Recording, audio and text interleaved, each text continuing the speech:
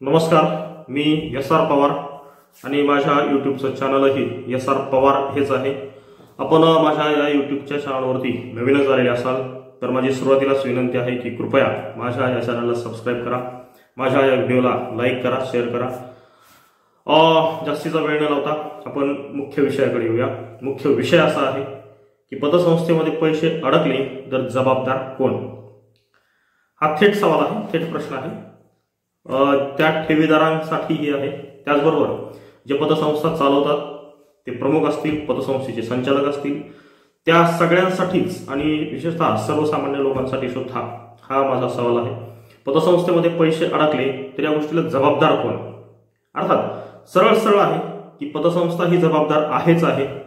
पतसंस्थेचे जे प्रमुख आहेत, अध्यक्ष आहेत, ते जबाबदार आहेत का? तर हो, 100% जबाबदार आहेत. पतसंस्थेचे जे संचालक मंडळ आहे ते सुद्धा जबाबदार आहे, 100% जबाबदार आहे. परंतु याच्या पलीकडेही अजून कोणी जबाबदार असतील का, आहेत का, हे सुद्धा शोधण्याचा माझा प्रयत्न आहे. असतील तर ते कोण आहेत? सरकारचं नियंत्रण असलं पाहिजे का? तर हो, असलं पाहिजे, ते आहे. आरबीआयचं नियंत्रण असलं पाहिजे का? तर हो, असलं पाहिजे, तेही सुद्धा आहे. परंतु त्याच्यामध्ये काही पळवाटा असतात किंवा सगळं नियमानुसार असलं तरीही जेव्हा पतसंस्थेमध्ये अशा हजारो कोटी रुपये उपलब्ध होतात, जमा होतात, तेव्हा पतसंस्था अशा हजारो कोटी रुपये स्वतः जवळ ठेवून काय बसलेली नसते. तुम्हाला जेव्हा लागतील काही 5%, 2%, 3% जर ग्राहक त्या ठिकाणी गेले आणि पैसे जर मागितले तर ते उपलब्ध करून देण्याची सुद्धा जबाबदारी त्यांची असते. ते उपलब्ध करून देतात. परंतु जेव्हा असे सगळेच्या सगळे 100% लोक त्या पतसंस्थेच्या दारामध्ये जाऊन बसतात आणि सगळेच्या सगळी रक्कम जेव्हा मागण्याचा प्रयत्न होतो, तेव्हा कोणतीही पतसंस्था अशा पद्धतीने पैसे देऊ शकत नाही. कारण हे सगळेच्या सगळे पैसे त्यांच्याजवळ उपलब्ध नसतात, याची आपल्याला सगळ्यांना जाणीव आहे. हे पैसे कुठेतरी गुंतवलेले असतात आणि गुंतवणूक करून काही ठराविक पैसे, एक खेळतं भांडवल त्यांच्याकडे उपलब्ध असतं. त्या पद्धतीनं काही लोक जर गेली तर पैसे उपलब्ध होतात. परंतु असं झालंय की जेव्हा अशा काही अफवा उठतात किंवा एखाद्या पतसंस्थेला काहीतरी प्रॉब्लेम येतो आणि विश्वास उडतो, सगळे ग्राहक एकाच वेळी त्या पतसंस्थेच्या दारामध्ये जातात, तेव्हा कोणतीही पतसंस्था अशा पद्धतीनं पैसे देताना दिसलेली नाही, ती देऊ शकत नाही. त्यांना वेगवेगळ्या अडीअडचणी येतात आणि मग त्या ठिकाणी पैसे गुंततात. तर आपला मुद्दा असा होता की पैसे अडकले मग जबाबदार कोण? मी सुरुवातीला सांगितलं की पतसंस्था ही जबाबदार आहे. पतसंस्थेचे अध्यक्ष जबाबदार आहेत, पतसंस्थेचे संचालक जबाबदार आहेत, पतसंस्थेवरती ज्या यंत्रणा लक्ष ठेवून आहेत त्यांचीही चूक आहे. परंतु त्याचबरोबर जी लोक त्यामध्ये पैसे ठेवतात त्यांचीही काही चूक आहे का, हे सुद्धा बघणं अत्यंत गरजेचं आहे. आता लोक आहेत, ठेवीदार आहेत, त्यांनी ठेवी ठेवलेल्या आहेत.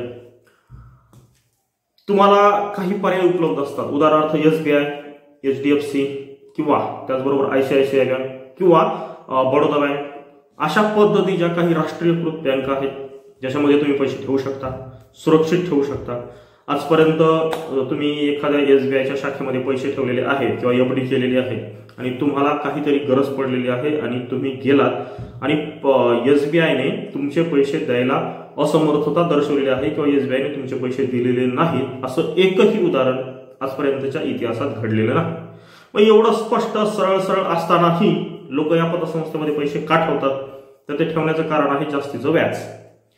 ज्या SBI मध्ये व्याजाचा दर कमी असतो कारण तिथं सुरक्षितता असते, तिथं विश्वास असतो, तिथे खात्री असते, अशा ठिकाणी व्याजदर कमी असतो. आपल्याला माहित आहे. पोस्टामध्ये व्याज कमी असतं किंवा इतर राष्ट्रीयकृत बँका असतात त्या ठिकाणी व्याज कमी असतं. मग व्याजाच्या लालसेपोटी ही लोक अशा पद्धतीने पतसंस्थेमध्ये पैसे ठेवतात. ज्या ठिकाणी जास्तीचा व्याजदर देण्याचं कबूल केलं जातं, त्यांचा व्याजदर थोडा जास्त असतो. अशा पद्धतीने मग लोक भुलतात, त्या ठिकाणी पैसे टाकतात. मग त्या लोकांचीही थोडीफार काही जबाबदारी आहे का, हा खरं म्हणजे प्रश्न आहे. आता एखाद्याला जर असं म्हणायला गेलं तर मग त्याला असं वाटतं की नाही, काहीतरी अशा सगळ्या गोष्टी सरकारनेच केल्या पाहिजेत, पतसंस्थेनंच केल्या पाहिजेत, RBIनेच केल्या पाहिजेत. ठीक आहे, मान्य आहे, 100% सरकारचं कंट्रोल या सगळ्यावरती असलंच पाहिजे, RBIचं कंट्रोल हे असलंच पाहिजे, पतसंस्थेने त्या ठेवीदारांच्या ठेवी उपलब्ध करून दिल्याच पाहिजेत, त्यांची जबाबदारीच आहे, 100% हे सगळं खरं आहे. परंतु त्याही पलीकडे जनतेची किंवा ठेवीदारांची सुद्धा काही जबाबदारी आहे का, हा सुद्धा सगळ्यांनी आपल्या स्वतःच्या मनाला हा प्रश्न विचारला पाहिजे आणि ही विचारण्याची वेळ आलेली आहे. कारण आजपर्यंत अशा अनेक स्कॅम्स महाराष्ट्रात आणि देशात घडलेले आहेत, झालेले आहेत. तुम्हाला सगळ्यांना माहित आहे पॅन कार्ड क्लब नावाचं एक काहीतरी पॉलिसी होती, त्याच्यामध्ये लोकांनी पैसे गुंतवले. जेव्हा देण्याची वेळ आली, लोक पैसे मागायला लागले आणि तिकडून देण्याच्या याच्यामध्ये थोडेसे अडथळे यायला लागले किंवा लोकांना पैसे मिळणं कठीण जायला लागलं, तेव्हा ती कंपनी बंद पडली. त्याच्यामध्ये जे लोकांचे पैसे गुंतलेले आहेत ते गेल्या 10-15 वर्षापासून ते तिकडेच आहेत. त्यातला एकही रुपया किंवा लोकांच्या ठेवी, लोकांचे पैसे मिळालेले नाहीत. पॅन कार्ड क्लब तुम्हाला सगळ्यांना माहित आहे. पल्स नावाची एक कंपनी होती, त्याच्यामध्येही पैसे गुंतले, त्याच्यामधूनही लोकांना मिळालेले नाहीत. किंवा यासारख्या अनेक अशा पद्धतीच्या काही स्कीम होत्या, काही पॉलिसीज होत्या, काही कंपन्या होत्या ज्यामध्ये लोकांनी पैसा गुंतवला, त्यातून लोकांना परत पैसा मिळालेला नाही. हा अनुभव तुमच्या समोर असतानाही तुम्ही रिस्क घेत आहात. हरकत नाही, रिस्क घेतलीच पाहिजे. रिस्क घेतल्याशिवाय तुमचा पैसा वाढणार नाही याचीही कल्पना आहे. परंतु तुम्ही रिस्क घेत असताना किती जागरूकपणे घेत आहात हे सुद्धा तुम्हाला माहित असलं पाहिजे. त्याचबरोबर एक पद्धत असते, जेव्हा तुम्ही कुठेतरी पैसा गुंतवता तर तो संपूर्ण तुमचा सगळा पैसा एकाच ठिकाणी गुंतवण्यापेक्षा तो 10 ठिकाणी गुंतवला पाहिजे. अशा पद्धतीचं एक अर्थशास्त्र असतं किंवा आपण अशा पद्धतीने अर्थसाक्षर असलं पाहिजे. तुम्ही सगळेजण किती अर्थसाक्षर आहात हा सुद्धा प्रश्न आहे. तुम्ही किती जागरूक आहात पैशांच्या बाबतीत हे सुद्धा बघणं महत्वाचं आहे. तुम्ही आपली जी कमाई आहे किंवा जी ठेवी आहेत किंवा काही कर्मचारी अशा आहेत की रिटायर झाल्यानंतर जी सगळी पेन्शनचे किंवा इतर काही GPFचे पैसे मिळाले ते सगळेच उचलून त्यांनी अशा कुठल्या तरी एखाद्या पतसंस्थेमध्ये ठेवलेले आहेत. त्याच्यामध्ये ज्ञानराधाच आहे असं नाही, किंवा इतरही कुठल्या पतसंस्था आहेत अशाच पतसंस्थांमध्ये असे भरपूर पैसे त्यांनी ठेवलेले आहेत. आता ज्ञानराधा बंद पडली म्हणजे ही काय पहिलीच देशातील किंवा महाराष्ट्रातील पहिलीच पतसंस्था बंद पडली अशा पद्धतीनं तर नाही. याच्या अगोदरही काही पतसंस्था बंद पडलेल्या आहेत. त्यातून आपण काय शिकलो, किंवा अशा पद्धतीनं जर काही पतसंस्था बंद पडलेल्या असतील तर मग किती ठेवीदारांनी इतर पतसंस्थेमधून आपल्या ठेवी काढून घेतल्या आणि त्या राष्ट्रीयकृत बँकेमध्ये किंवा पोस्टामध्ये किंवा इतर सुरक्षित ठिकाणी ठेवलेल्या आहेत. त्याचंही उत्तर जवळपास आपल्याकडे नकारार्थी आहे, निगेटिव्ह आहे. अशा पद्धतीनं कुणीही इतकं जागरूक झालेलं नाही. मग प्रकार असा होतो की आपण सगळेजण कुठल्या तरी एखाद्या पतसंस्थेमध्ये पैसे ठेवतो, त्या ठिकाणी जास्त व्याजदर असतो. 12% असेल, 13% असेल, 14 असेल किंवा त्याही पेक्षा जास्त व्याजदर काही पतसंस्था देतात.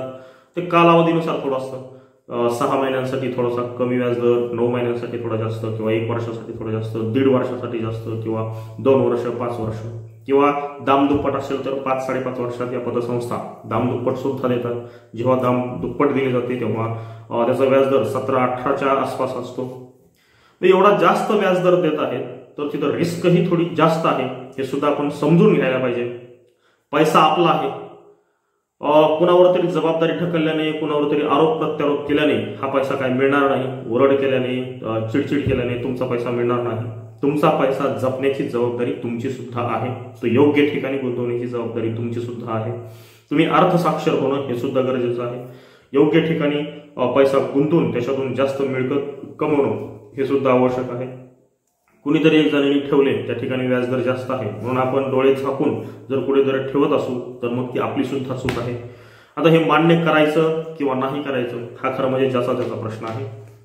मी जे व्हिडिओ टाकलेले आहेत त्याच्या लाईक्स जर तुम्ही बघितल्या, जेव्हा मी कुठेंना थोडासा सपोर्ट करण्याचा काही 1-2 व्हिडिओमधून प्रयत्न केला तेव्हा त्याला भरपूर लाईक्स आलेले आहेत. याचा अर्थ असा आहे की सर्वसामान्य जनतेमध्ये एक चांगला संदेश आजही आहे की कुठेवरती कारवाई करून हा प्रश्न सुटणार नाही किंवा ते जर तुरुंगात डांबून हा प्रश्न सुटणार नाही. आजपर्यंत ज्यांना डांबलेला आहे त्यांचे प्रश्न सुटलेले नाही.